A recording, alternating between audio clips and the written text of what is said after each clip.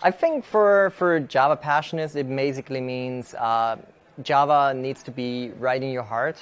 I'm basically dreaming about Java. I'm part of the JCP. That is the community process that creates the Java standard and tries to move it forward as a language, but also as for the JVM.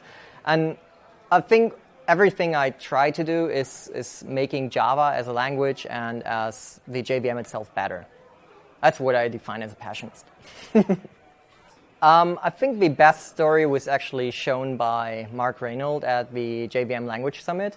And he figured out some Stack Overflow question like how to free memory using unsafe from a Java reference object. And what he did is he tried to call unsafe free memory with the actual hash code of the object, which obviously goes wrong in like 99.9% of the cases, but it will never do what you expect. So that is a 100% true operation. I started with C and C++ a long time ago. I went to Java, went back because it was Java 1.2 times, pretty horrible back then, and I came back with Java 1.4, 1.5, something like that. It was a totally different language, but you still have this low-level you still like this low-level stuff, so that actually is a good way of doing it in Java. It's probably not the best way.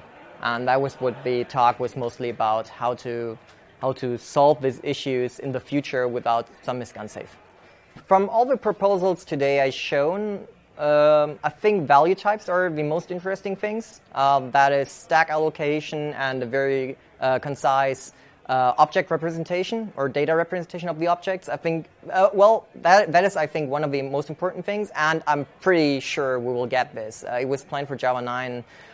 It couldn't make it in. So that is important. And from the other things, I guess, let me see. I think that 64-bit memory allocation will be a huge thing in the future. The Java heaps can't grow infinitely, we know this, so there are other options like allocating your own memory, interoperability with native code, all of those things need some kind of native memory allocation. I think this is important, and I'm pretty sure we get this in the near future.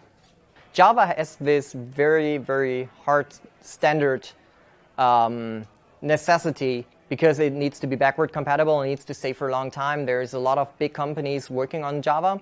So there is this need to not go as fast as things like Scala or Ruby, Rust, whatever it is.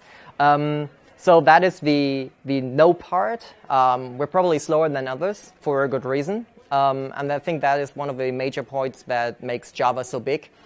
The yes part is, I think we're on a good pace, keeping up with what people need. As I said, 64-bit memory, we definitely need this in the very near future. And it's coming up, and I think it works. I can't say that it was the nice weather because I'm flying out in a couple of minutes, unfortunately. The weather would definitely make it for me. On the other side, I think, first of all, it was an area I've never been to, so I think it's a good thing for me personally to see some more things, try some nice food. But I think also for the people that live here in this area, since I think it's the first Java conference here, it's probably way easier for them to get to this conference than to Java 1 or whatever. So I think it's very important to spread the conferences around.